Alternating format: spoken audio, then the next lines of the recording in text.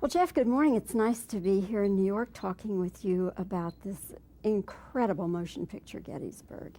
I must tell you, if you guys don't come off with some Oscars, I may just pick it because Okay, it's all right with you. I'll make the signs. Okay. I feel that this is one of your greatest roles, maybe your greatest role. How do you feel about it? I think it's a great role. Yeah, when I read the script, I was immediately felt lucky, fortunate that they wanted me, that I was the first choice at the time. You're their first choice, Jeff. So because I don't get parts like this. It's you're remembered by your first movie, and Redford was remembered for Butch and Sundance, Butch Cassidy, and bang, those are the kinds of roles he's got. And he's Redford, and that's fine. I had Terms of Endearment. Great movie, terrific, but the weak, cheating husband, not the hero, right? So to have a role like Chamberlain come along in your career, suddenly, just jumps out as the hero. And there are a lot of heroes in this movie, but for me, it was like, wow, I usually don't get to play that, and I jumped on it. How did playing that role and just being in that whole environment, what kind of impact did it have on you, just as an American? A much greater appreciation of this country's history, in particular when this country turned a corner, which was the Civil War, and then researching it even more about what could have happened.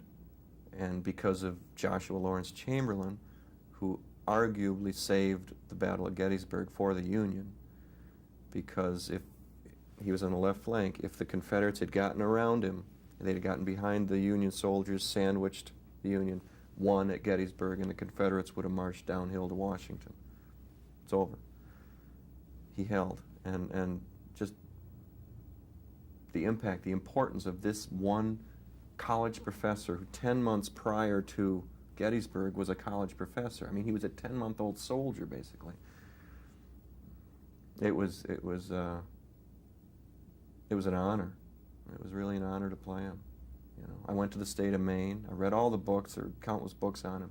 Went to the state of Maine, and in the state of Maine, there's Joshua Lawrence Chamberlain, and then there's Jesus Christ, in that order. These guys care about Chamberlain, how he's done, how he's portrayed, how he comes off. He's their hero, their saint. And there was a great sense of responsibility to deliver, and gratifying, very gratifying to see the result now and see the people who I went to go, how do I do this? Who said, you did it? Jeff, your character, Colonel Chamberlain, was right in the thick of battle, so you were right in there with all the reenactors and everything. What was that like for an actor like yourself? You don't get lazy, because these guys, these reenactment guys who do this on the weekend, they love the Civil War. They wish they were alive 130 years ago, so they were really at Gettysburg. It's like time travel. They wish they're born at the wrong time. You get the feeling. And when the camera pans across these guys' face, as they're just shooting, it's not just people doing a job and picking up some money. These people care passionately about the war, about the Gettysburg, Battle of Gettysburg, about the 20th Maine, and it gets specifics, so that when you're an actor standing on that set in the Battle of Little Round Top, the only thing that isn't there are the real bullets. It's the only thing. You're there, and you feel like you're there. It's amazing. The noise, though, must have been just incredible. Oh, we had one shot, Pickett's Charge, where I'm hugging the ground, and we had 50 cannons. 50 cannons. Again, the only thing we didn't have was the cannonballs. That's all we didn't have. Everything else was, the sound of it was, the ground shook. My dad was in the Navy on a destroyer, and he said, boom, when those guns go off, the whole boat would, and that was the first time I'd ever felt anything like that. And it was cannon after cannon after cannon after cannon, and you just forget acting. That's one of those things, oh great, this is what makes film, I like film versus stage, is that, okay, we got cannon, you need cannon fire, well, we'll bring some cannons in, you don't have to imagine it. And you just hug the ground, and the ground is bouncing. And they go, and it's just all its reaction like that. One of the things that amazed me, I know a little bit about horses, and how they could keep those horses from just going ballistic with all that noise. They're movie horses, so they're used to it. And granted, it was a lot of noise, probably more than they're used to on your typical Western or something. But they held. Those horses they were trained to, you know, stay. I guess. I mean, I'm not a horse guy, but yeah, the horses hung in there good, especially for guys like me who weren't great riders, who are on a horse. And now, are the cannons going to be okay? Is he going to buck me or something? You know.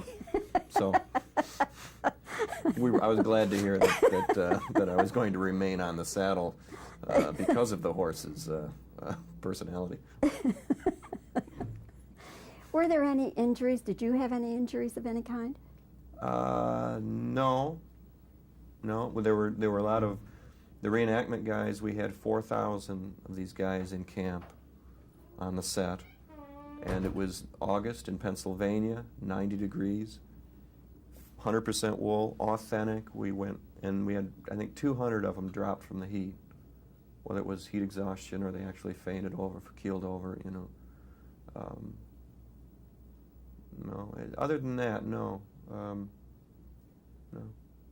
Well, Jeff, again, it's just an incredible motion picture. I am so impressed, and it affected me so deeply. I hope this film does very well for all of you. Thank you. And come the Academy Awards, like I say, I'll be there with the picket if they're Fine, if they want me, I'll show up, kind of thing. That's like down the road.